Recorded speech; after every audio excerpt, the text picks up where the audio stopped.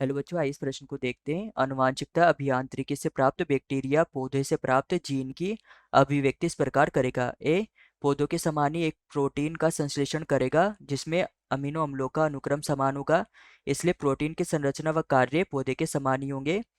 B, एक protein का संश्लेषण करेगा जिसमें अमीनो अम्लों का क्रम आवश्यक रूप से पौधे के समान होगा, लेकिन उसमें वोबेल नियम के अनुसार यूकेरियोटिक व और प्रोकैरियोटिक प्रकूट भिन्न हो सकते हैं। सी, पौधे के डीएनए क्रम में व्यक्तिक संबंध क्रम की उपस्थिति के कारण प्रोटीन का संश्लेषण नहीं होगा।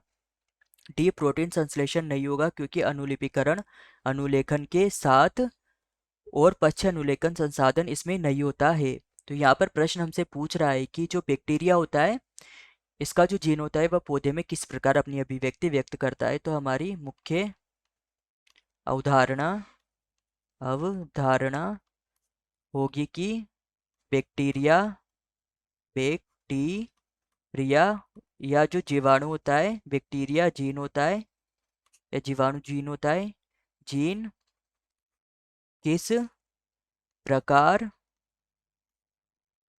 पौधों में अपनी अभिव्यक्ति अभिव्यक्ति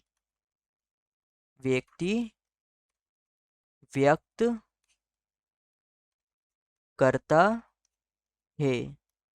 तो यहाँ पर हमें बताना है कि यह जीन किस प्रकार से पौधों में अपनी अभिव्यक्ति व्यक्त करेगा।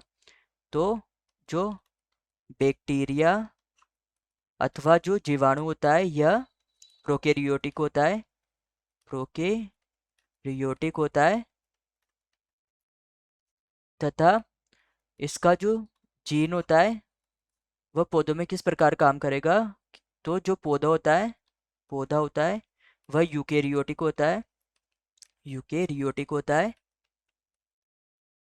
तथा इस यूकेरियोटिक में पौधे में जब अनुलेखन होता है, अनुलेखन होता है तब अनुलेखन के फलस्वरूप एमआरएनए का निर्माण होता है, एमआरएनए का निर्माण होता है तथा यह एमआरएनए सक्रिय होकर प्रोटीन का निर्माण करता है, प्रोटीन का निर्माण करता है।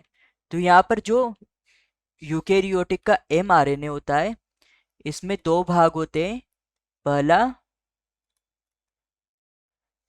वैक्तिक वैक्तिक भाग व दूसरा होता है अवैक्तिक भाग, अवैक्तिक भाग। तो जो यह अवैक्तिक भाग होता है, तो इस भाग में अवैक्तिक भाग में जो यह प्रोकैरियोटिक जीन होता है, इस भाग में इस प्रोकैरियोटिक जीन को जोड़ दिया जाता है, जीन को जोड़ दिया जाता है क्योंकि जो प्रोकैरियोटिक जीन होता है इसमें केवल वक्तव्य भाग ही होता है। प्रोकैरियोटिक जो जीव होते हैं उनमें अवैक्तिक भाग नहीं पाया जाता है। तो इस जीन को इसमें जोड़ दिया जाता है। इसके जोड़ने की वजह से जो अनुलेखन होता है, यहाँ पर जो अनुलेखन होता है इसमें पश्च अनुलेखन का उपयोग किया जाता है, पश्च अनुलेखन का उपयोग अनुलेखन का उपयोग किया जाता है तथा पश्च अनुलेखन के उपयोग के फलस्वरूप यहाँ पर एमआरएनए का निर्माण होता है तथा इस एमआरएनए से सीडीएनए का निर्माण होता है तथा यह सीडीएनए होता है जो जीवाणु के जीन के द्वारा जो पौधा होता है इसमें सामान्य रूप से प्रोटीन का निर्माण करता है, निर्माण करता है। तो यहाँ पर हमारा उत्तर होगा उत्तर ए, उत्तर होगा उत्तर ए कि पौधों के समान ही एक प्रोटीन का संश्लेषण करेगा जिसमें अमीनो अम्लों का अनुक्रम समान होता है, इसलिए प्रोटीन की संरचना व कार्य पौधे के समान ही होती है। बी है हमारे पास कि एक प्रोटीन का संश्लेषण करेगा जिसमें अमीनो अम्लों का क्रम आवश्यक रूप से पौधे के समान होगा, लेकिन उनमें वोबेल नियम के अनुसार यूकेरियोटिक व प्रोकैरियोटिक प्रकूट भिन्न हो सकते हैं। यह गलत है, इनके जो प्रकूट होते हैं वह समान होते हैं। सी, पौधों के डीएनए का क्रम में व्यक्तिगत संबंध क्रम की उपस्थिति के कारण प्रोटीन का संश्लेषण नहीं होगा, तो यह भी गलत हो जाएगा। डी, प्रोटीन संश्लेषण नहीं होगा क्योंकि अनुलिपिकरण अनुलेखन के साथ होगा और पश्च अनुलेखन संसाधन इसमें नहीं होता है, तो इसमें पश्च अनुलेखन संसाधन उपस्थित होता है, तो यह भी गलत हो जाएगा। तो हमारा उत्तर होगा उत्तर ए।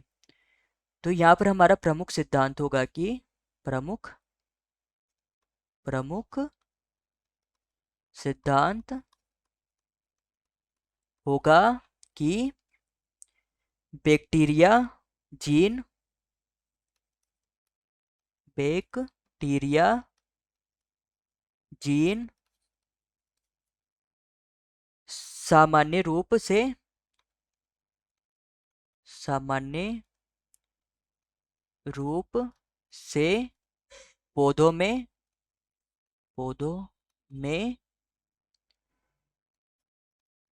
अपने जीन की अभिव्यक्ति व्यक्त करता है व प्रोटीन निर्माण करता है। आशा है कि आप इसे अच्छी तरह समझ गए होंगे। धन्यवाद।